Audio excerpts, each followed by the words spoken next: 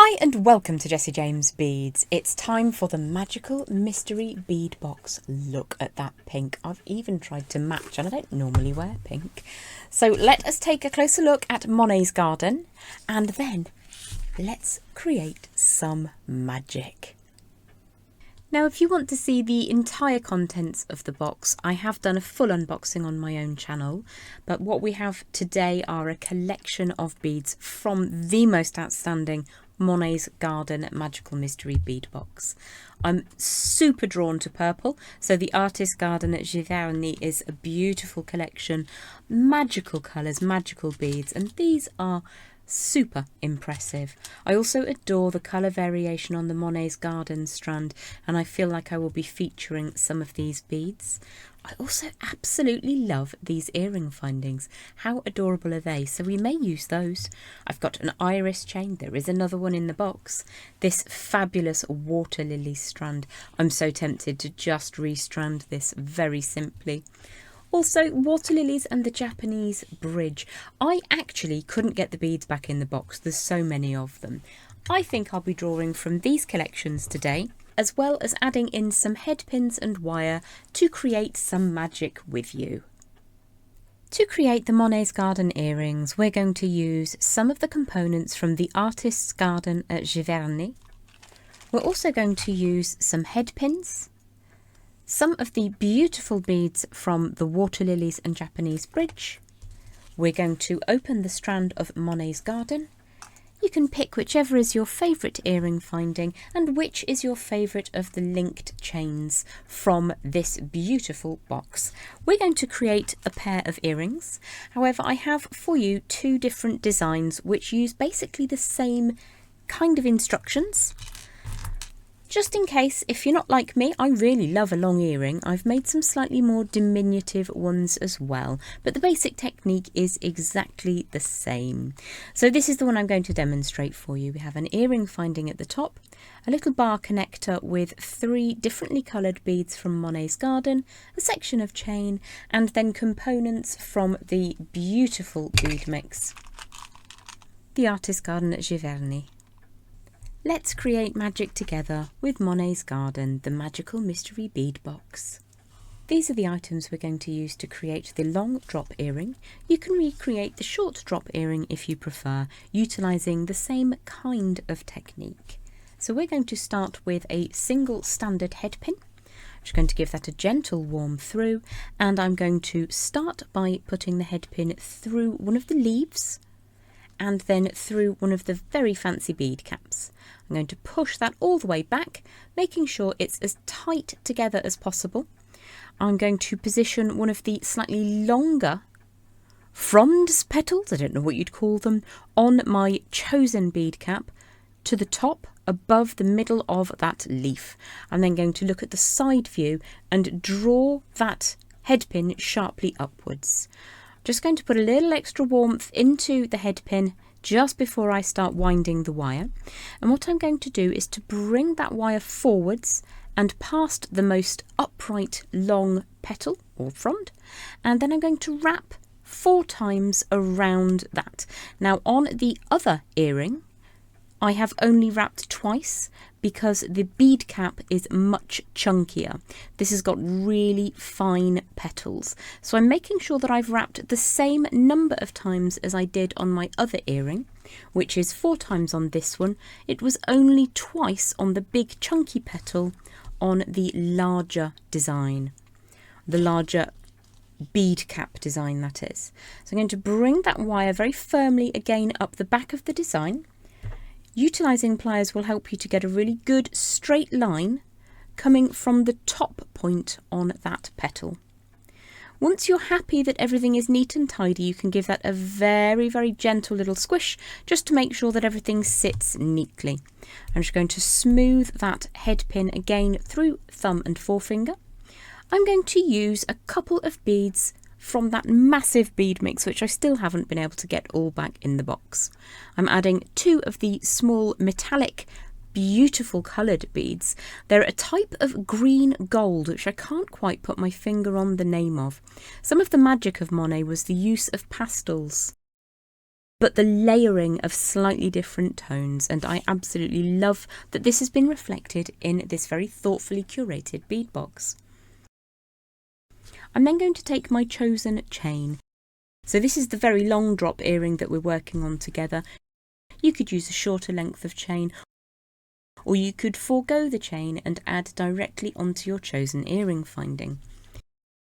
I will want to, at the top of my little bead stack, leave a very tiny space, just enough for my thumbnail, and I'm going to bring that wire forwards and away from the board.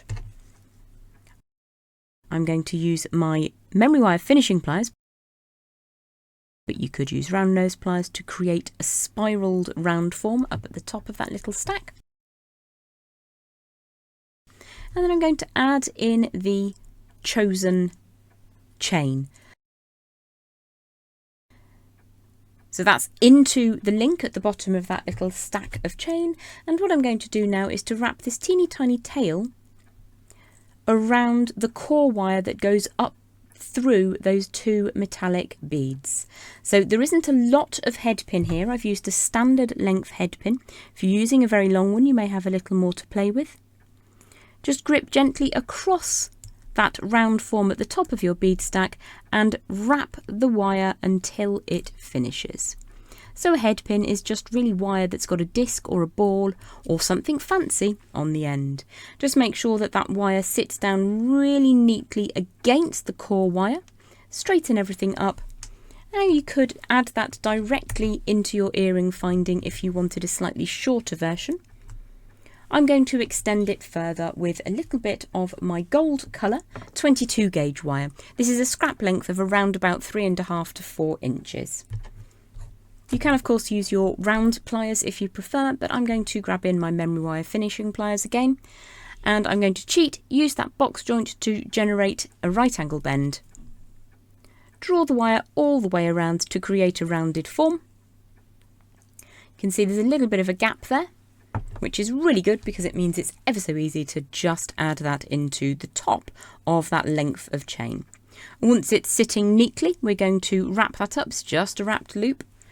Once you've mastered a wrapped loop, most of your jewellery making with wire is going to be a lot easier.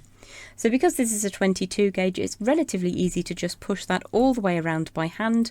Try to replicate the number of wraps when you're making earrings. So let's just have a look at the orientation here. So at the moment, the sticky up part of my wire is facing forwards. So I just need to bring that all the way around to the back of the design. If necessary, trim the tiniest little smidge away. Straight into the scrap pot so nobody stands on it, and then tuck that tail of wire down smoothly. I'm going to be very mindful of Monet's work now and graduate through the tones. So I've chosen to use the Monet's Garden strand rondelles here, and I have a slightly hint of green one, and then I have a very pale, almost blue, but more like light on water colour, so kind of white. And then we have a lilac up at the top there. I'm just going to smooth that wire through, make sure it's nice and warm, and just take a look and see if everything's sitting correctly so far. So in order for my chain to sit correctly when the earring is being worn, I will need the loop that connects into the chain to be at 90 degrees to the board. And if we look at my chosen earring finding, the loop up at the top on the earring finding is also at 90 degrees to the board, which means when I make the bend at the top of my little bead stack, I will need that to be in the same orientation as the board, so that when we create that round form, again I'm using my memory wire finishing pliers, draw that all the way around to create a rounded form. It means that when I add the earring finding in, everything is going to sit true. Now before we go anywhere, something that I always seem to get wrong is the orientation of my earring finding. So make sure that everything is hanging correctly, and then because when you're threading a loop onto a loop, things flip over. So this is where we want the earring finding to end up, with the cup facing forward and the pin behind. So we need to invert that. So the cup is facing downwards and the pin is coming towards us. Slide that onto the loop, and when it goes round the loop-de-loop, it will then magically turn over and everything will face in the correct orientation. As I said before, this is a very long drop earring, which is my preference. You can alter the design using the same basic technique to make a much shorter but still beautifully dangly earring.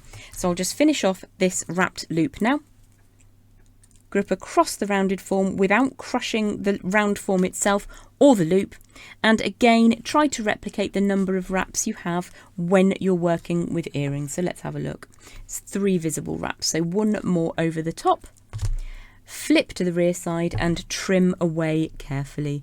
Always look twice before you trim.